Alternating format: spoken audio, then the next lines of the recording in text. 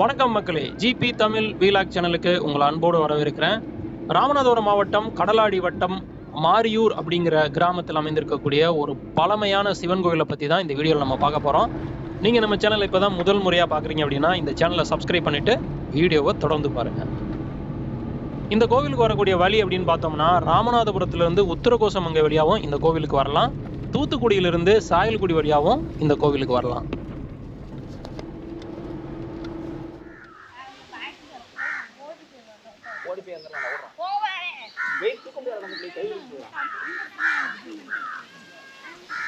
சென்னை செல்லக்கூடிய பேருந்துகளை இங்கே நிறுத்தி வச்சிருக்காங்க. நேஷனல் டிரான்ஸ்போர்ட், அதுக்கப்புறம் பார்த்தீங்கன்னா அமர்நாத். மிகப்பெரிய பழமையான அரச மரம். அந்த அரச மரத்துக்கு அடியில் ஒரு விநாயகர் கோவிலும் இருக்கு. இந்த கோவிலானது மாரியூர் அப்படிங்கிற கிராமத்துலேருந்து 1 கிலோமீட்டர் தொலைவில் அமைஞ்சிருக்கு.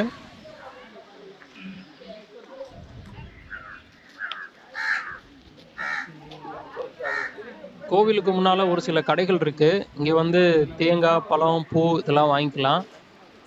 இட்லி, தோசை சாப்பிட்ற மாதிரி ஒரு சின்ன உணவகமும் இருக்குது. இதுதாங்க கோவிலுடைய பிரதான நுழைவாயில்.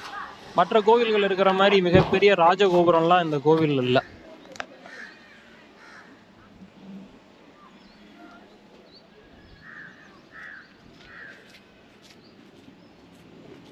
நாம் பார்த்துட்டு இருக்கக்கூடிய இந்த கோவில் தான் ஸ்ரீ பவளநிரவல்லி அம்பாள் சமேத ஸ்ரீ பூவேந்தியநாதர் திருக்கோவில். இந்த கோவிலானது ராமநாதபுரம் சமஸ்தானத்தினுடைய மேற்பார்வையில் இருக்கு. அவங்க தான் இந்த கோவிலை பராமரிச்சுட்டு வராங்க. நமக்கு முன்னால் இருக்கக்கூடியது தான் அருள்மிகு ஸ்ரீ பூவேந்தியநாதர் சுவாமி சன்னதி.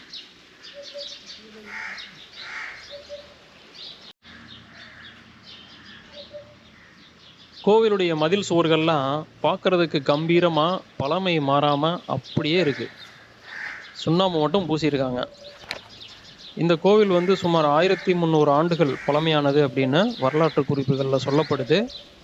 மேலும் இந்த கோவிலானது முழுவதுமாக மண்ணுக்குள் புதைந்திருந்த நிலையில் இருந்ததாகவும், சேதுபதி மன்னர்கள் இந்த வழியாக குதிரைகள் வரும்பொழுது குதிரையின் கால் வந்து மண்ணுக்குள் புதையுண்டு குதிரை நிலை தடுமாறி கீழே விழுந்ததாகவும், அந்த இடத்தில் அவர்கள் தோண்டிய பொழுது இந்த கோவிலுடைய கோபுர கலசம் வந்து தென்பட்டதாகவும், பிறகு முழுவதுமாக இந்த இடத்தில் மணலை அகற்றிய பொழுது இந்த கோவில் வந்து கண்டெடுக்கப்பட்டது அப்படின்னும் வரலாற்று குறிப்புகளில் சொல்லப்படுதுங்க.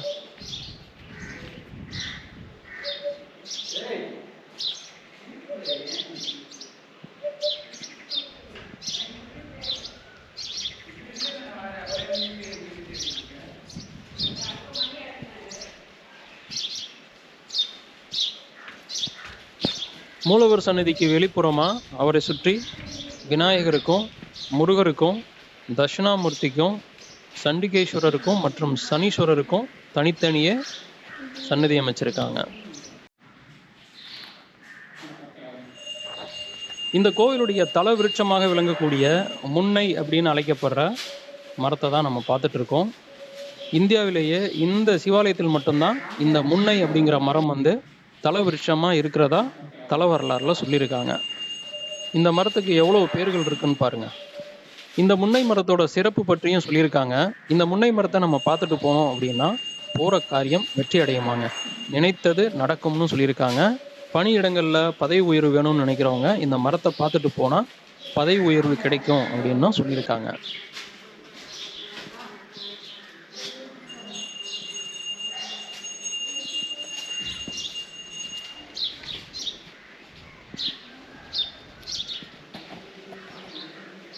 இப்போ நம்ம பார்த்துட்டு இருக்கக்கூடியது தான் ஸ்ரீ பவளநிரவல்லி அம்பாள் சன்னதி.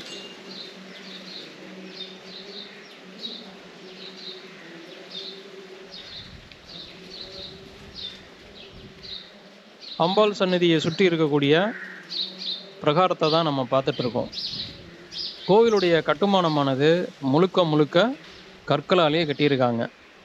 அதோட பழமை மாறாமல் அப்படியே இன்னும் பராமரிச்சுட்டு வராங்க.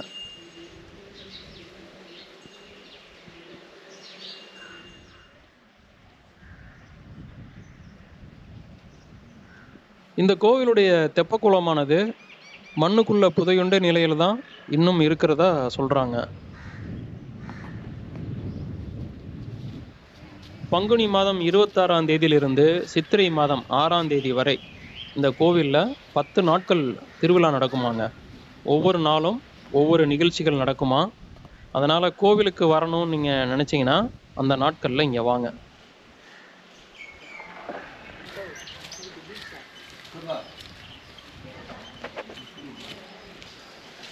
பூவேந்தியநாதர் சுவாமி சன்னதிக்கு நேராக நந்தி மற்றும் கொடிமரம் அமைஞ்சிருக்கு.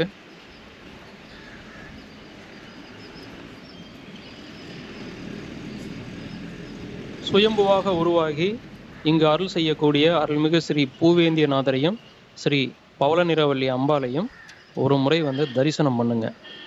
குழந்தை பாக்கியம் இல்லாதவங்க இங்கே வேண்டிட்டு போனால் அவங்களுக்கு குழந்தை பாக்கியம் கிடைக்கும் அப்படிங்கிறது நம்பிக்கை.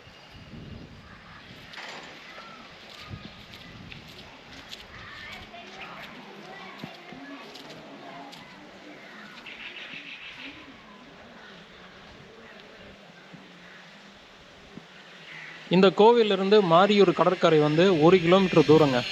இந்த கோவிலில் தெப்பக்குளம் இல்லாதனால இந்த கோவிலுக்கு வரக்கூடியவங்க நீராடணும்னு நினச்சா அங்கே கடலில் போய் நீராடிட்டு அதுக்கப்புறம் தான் இங்கே வரணும்.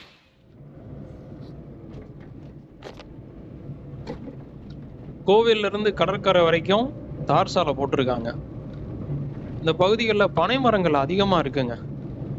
மூக்கையூர், வேம்பார் கடற்கரைகளோடு ஒப்பிடும்போது இந்த மாரியூர் கடற்கரைக்கு வரக்கூடிய சுற்றுலா பயணிகளோட எண்ணிக்கை மிக குறைவு தாங்க.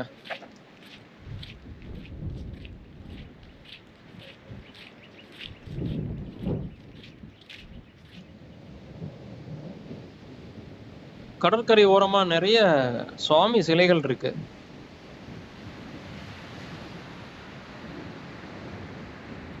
இதுதாங்க மாரியூர் கடற்கரை. மாரியூர் கடற்கரையை பார்க்காதவங்க பார்த்துக்கோங்க. வேம்பார் மற்றும் நரிப்பியூர் கடற்கரைக்கு போனோம்னா கடல் தண்ணி லேசாக அழுக்கு படிஞ்சிருக்கும். ஆனால் மூக்கையூரில் அப்படி இருக்காது, தெளிவாக இருக்கும். அதே போல தான் இங்கே மாரியூர் கடற்கரையும் பார்த்தீங்கன்னா தண்ணி அழுக்கு இல்லாமல் ரொம்ப தெளிவாக இருக்குங்க. தண்ணியை பார்த்த உடனேமே குளிக்கணுன்ற ஆசை வந்துடும். அந்த அளவுக்கு அருமையாக இருக்குது.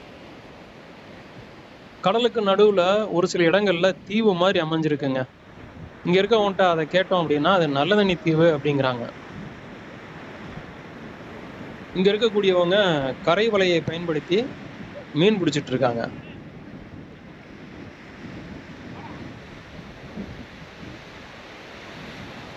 கரை வலையை பயன்படுத்தி பிடிக்கப்பட்ட மீன்களை தான் நம்ம பார்த்துட்டு இருக்கோம்.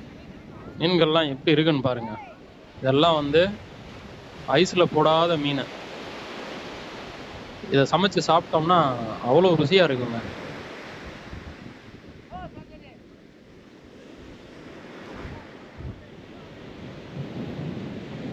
நம்ம மீன் வேணும்னு கேட்டாலும் இங்கே விற்பனை செய்கிறாங்க. அதனால் இங்கே சுற்றுலா வர்ற மாதிரி இருந்தீங்கன்னா சமைக்கிறதுக்கான ஏற்பாடோடு இங்கே வந்தீங்கன்னா இங்கே மீன் வாங்கி சமைச்சு சாப்பிட்டு போகலாம்.